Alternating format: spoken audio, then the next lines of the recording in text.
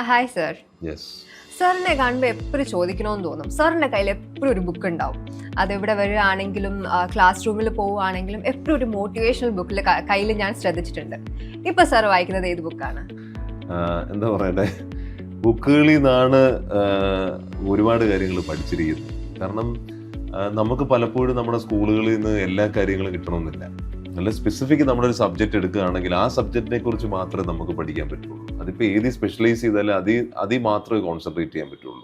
അല്ല, നമുക്ക് എല്ലാ കാര്യങ്ങളെ കുറിച്ചുള്ള അറിവ് കിട്ടണമെങ്കിൽ ഉറപ്പായിട്ട് ബുക്ക് വായിക്കണം. അതുകൊണ്ട് തന്നെ ഞാൻ എപ്പോഴും എൻ്റെ കയ്യിലൊരു ബുക്ക് ക്യാരി ചെയ്യാറുണ്ട്, റീസെൻ്റായിട്ട് വായിക്കുന്നത്. പിന്നെ ഈ ചോദ്യത്തിനുള്ള മറുപടി ഇപ്പം ഞാൻ വായിച്ചുകൊണ്ടിരിക്കുന്നത് ഡാരൻ ഹാഡിയുടെ കോമ്പൗണ്ട് എഫക്റ്റ് എന്ന് പറഞ്ഞൊരു ബുക്കാണ്. ഒരു രക്ഷയില്ലാത്ത നല്ലൊരു ബുക്ക്. എല്ലാവരോടും എനിക്ക് തോന്നുന്നു ഈ പോഡ്കാസ്റ്റ് ആരെങ്കിലും അല്ലെങ്കിൽ ഈ വീഡിയോ ആരെങ്കിലും കാണുന്നുണ്ട് അവരെല്ലാം വായിക്കണമെന്നാണ് എൻ്റെ ഒരു ആഗ്രഹം. അതിനകത്ത് എന്താണ് അതിന്റെ ഒരു സമ്മറി, ഒരു 2 വേർഡ്സിൽ പറയാമെങ്കിൽ എന്തായിരിക്കും? 2 വേർഡ്സിൽ പറയുകയാണെങ്കിൽ സക്സസ്, അല്ലെങ്കിൽ സക്സസ് ആഗ്രഹിക്കുന്ന ഒരുപാട് പേരുണ്ട് ഈ ലോകത്ത്. ഒരുപാട് കാര്യങ്ങൾ ആഗ്രഹിക്കുന്നുണ്ടെങ്കിലും അവർ ഈ ഒരു മൊമെൻറ്റിൽ എടുത്ത ചോയ്സ് എന്താ? എല്ലാവർക്കും കുറേ ചോയ്സസ് ഉണ്ട്. അതിൽ അവരിപ്പോൾ എടുത്ത ചോയ്സ് ഏതാ, അത് കറക്റ്റ് ആണോ? കാരണം ഇന്ന് രാവിലെ മുതൽ വൈകിട്ട് വരെ ഞാൻ ഒരുപാട് ചോയ്സസ് ഉണ്ട് ഒരുപാട് പേർക്ക്. അതിൽ എക്സ് എടുക്കാം, വൈ എടുക്കാം, ഇസഡ് എടുക്കാം, എന്ത് വേണമെങ്കിലും എടുക്കാം. പക്ഷെ ഞാനിപ്പോൾ എടുത്തിരിക്കുന്ന എക്സ് എന്നുള്ളതൊരു ചോയ്സ് കറക്റ്റ് ആണോ? അതുപോലെ നമ്മൾ മൈന്യൂട്ടായിട്ടുള്ള ഡീറ്റെയിൽസുകൾ എത്രത്തോളം ലൈഫിൽ ഇമ്പോർട്ടൻ്റ് ആക്കുന്നുണ്ട്. കോമ്പൗണ്ട് എഫക്റ്റ് എന്ന പേര് തന്നെ അറിയാം, കോമ്പൗണ്ട് ഇൻട്രസ്റ്റ് ഒക്കെ അറിയാമല്ലോ.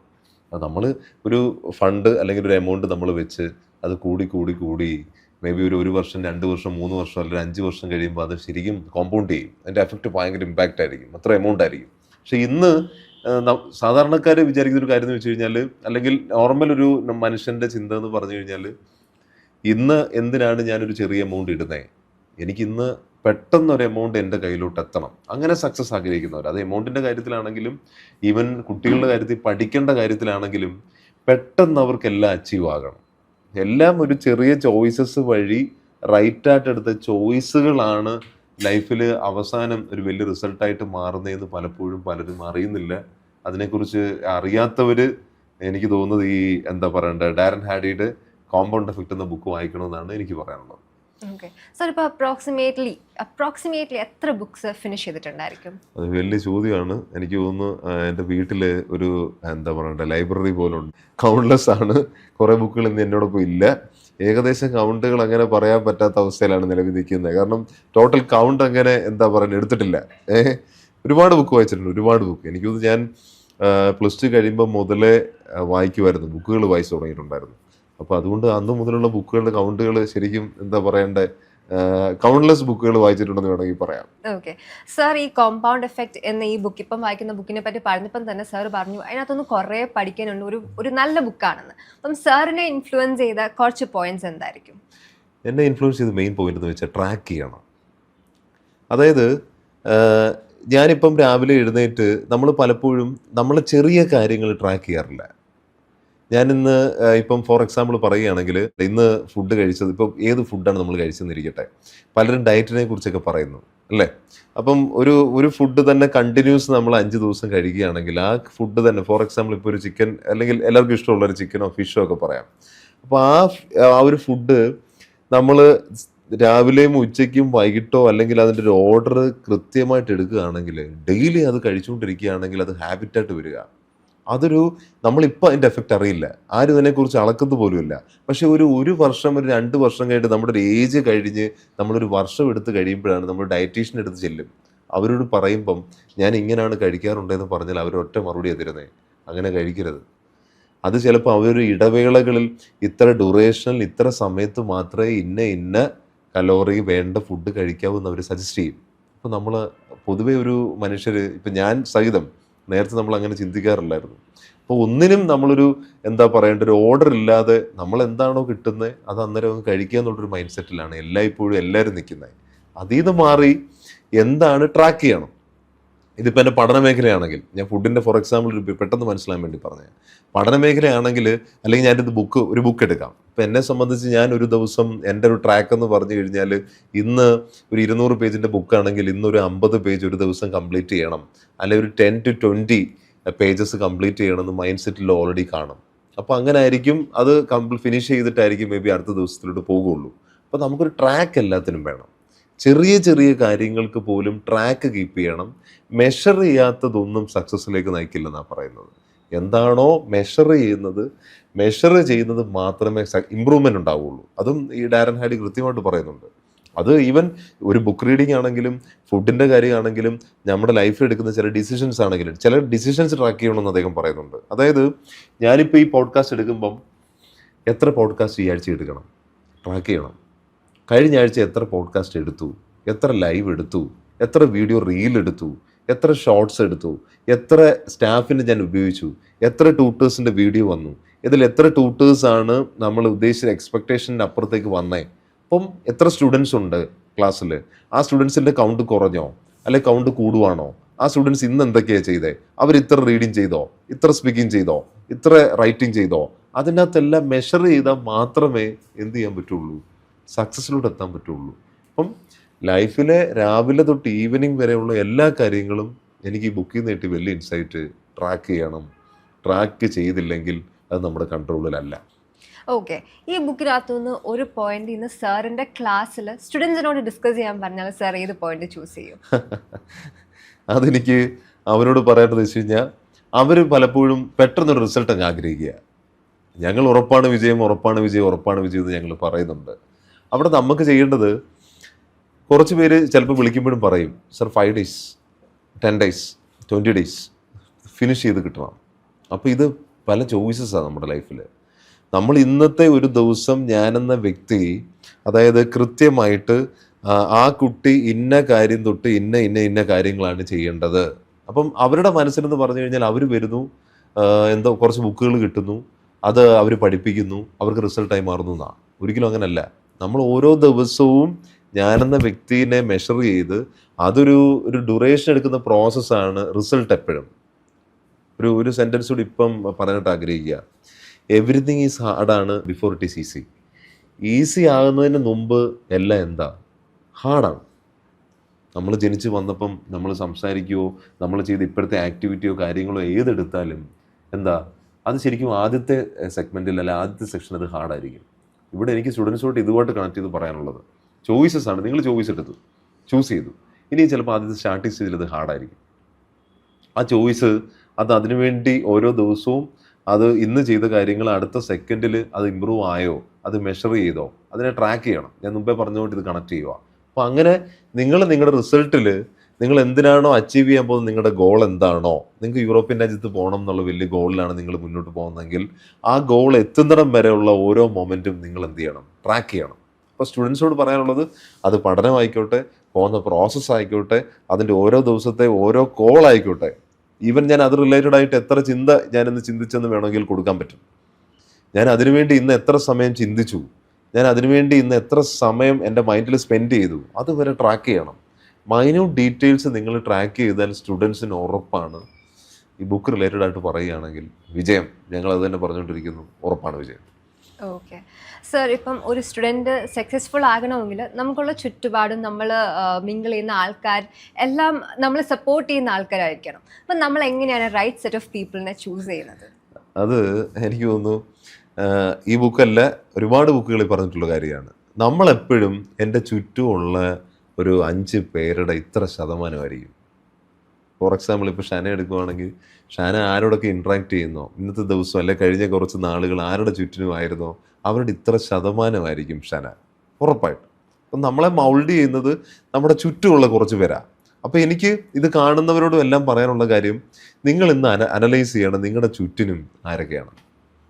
ഉറപ്പാണ് എൻ്റെ ചുറ്റുമുള്ള 5 പേര്, എൻ്റെ ഏറ്റവും അടുത്തുള്ള 5 പേര് ആരൊക്കെയാണ്, അത് നിങ്ങൾ ഇപ്പം ഈ വീഡിയോ കാണുന്ന മൊമെൻറ്റിൽ തന്നെ എഴുതണം, ട്രാക്ക് ചെയ്യണം. ഞാൻ ഇന്നത്തെ എൻ്റെ സംസാരത്തിലെല്ലാം ട്രാക്ക് എന്ന് പറയാൻ കാരണം അതാ. ആ 5 പേരെടുത്തിട്ട് അവരേതൊക്കെ ഫീൽഡിലാണ് ഉള്ളത്, ഞാൻ ആഗ്രഹിക്കുന്ന എൻ്റെ സ്വപ്നങ്ങൾ നേടാൻ വേണ്ടിയുള്ള എന്താ പറയേണ്ട ഏത് ലക്ഷ്യത്തിലാണോ ഞാൻ അടുത്ത് നിൽക്കുന്നത്, ആ വ്യക്തി ആ ഫീൽഡിനോട് അടുത്താണോ നിൽക്കുന്നത് നിങ്ങൾ ഇന്ന് ട്രാക്ക് ചെയ്യണം, എഴുതണം. ഞാനിന്ന് യൂറോപ്യൻ കൺട്രിയാണ് ലക്ഷ്യം വെക്കുന്നതെങ്കിൽ ആ ലക്ഷ്യത്തിലേക്ക് എന്നെ അടുപ്പിക്കാൻ അല്ലെ എന്നെ ഹെൽപ്പ് ചെയ്യാൻ സഹായിക്കുന്ന ആരെങ്കിലും നിലവിൽ എൻ്റെ ഈ സർക്കിളിൽ ഉണ്ടോ എന്ന് എഴുതണം. അങ്ങനെ ആ സർക്കിളിൽ ഇപ്പം നിലവിൽ നിങ്ങൾ ബുക്ക് എടുത്ത് എഴുതുന്നില്ലെങ്കിൽ അവിടെ നിലവിൽ നിങ്ങളൊരാളിനെ കൊണ്ടുവരണം. അത് കൊണ്ടുവന്നാൽ മാത്രമേ അദ്ദേഹത്തിൻ്റെ ചിന്ത വരൂ, അദ്ദേഹത്തിൻ്റെ ഐഡിയ വരൂ. എല്ലാവർക്കും എല്ലാത്തിനെ കുറിച്ചുള്ള ഐഡിയ ഉണ്ടോ? ഒരിക്കലുമില്ല.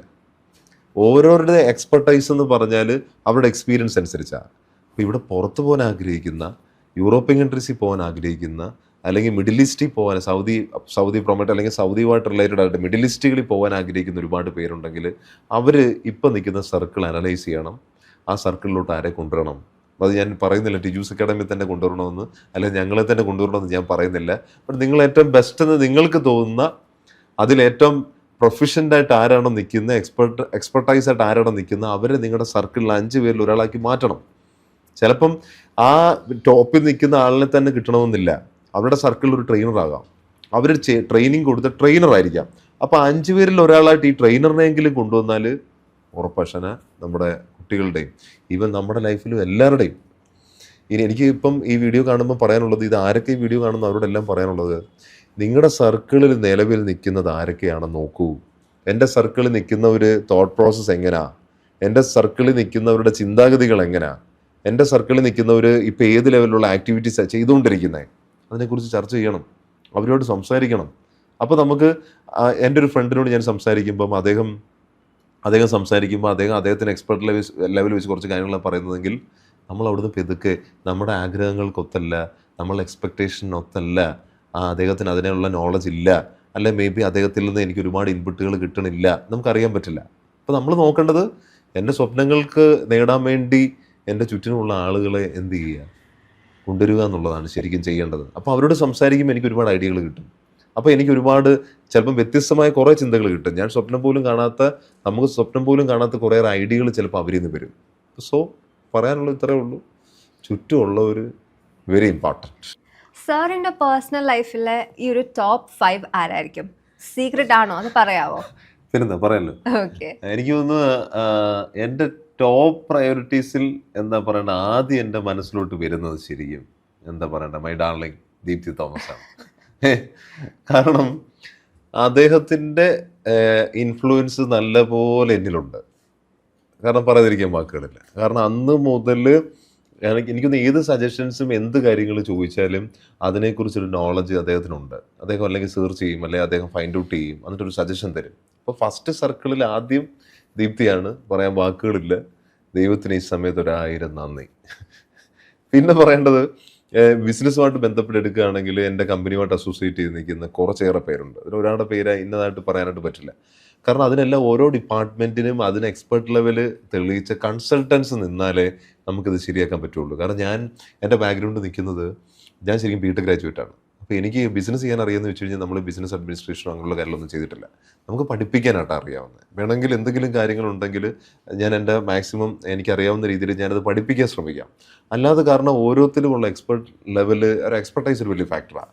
അതുകൊണ്ട് തന്നെ എൻ്റെ സർക്കിളിൽ ദീപ്തി കഴിഞ്ഞിട്ട് കുറച്ചേറെ കൺസൾട്ടൻസാണ് നിൽക്കുന്നത്. എൻ്റെ ഫാമിലി മെമ്പേഴ്സ് ഉണ്ട്, കൂടാതെ എൻ്റെ കൺസൾട്ടൻസോട് നിൽക്കുമ്പോഴാണ് നമുക്ക് എപ്പോഴും അതിലൊരു സക്സസ് ആകുള്ളൂ. സോ ഈ ഒരു സർക്കിള് അത് മെയിൻറ്റെയിൻ ചെയ്ത് പോകുക.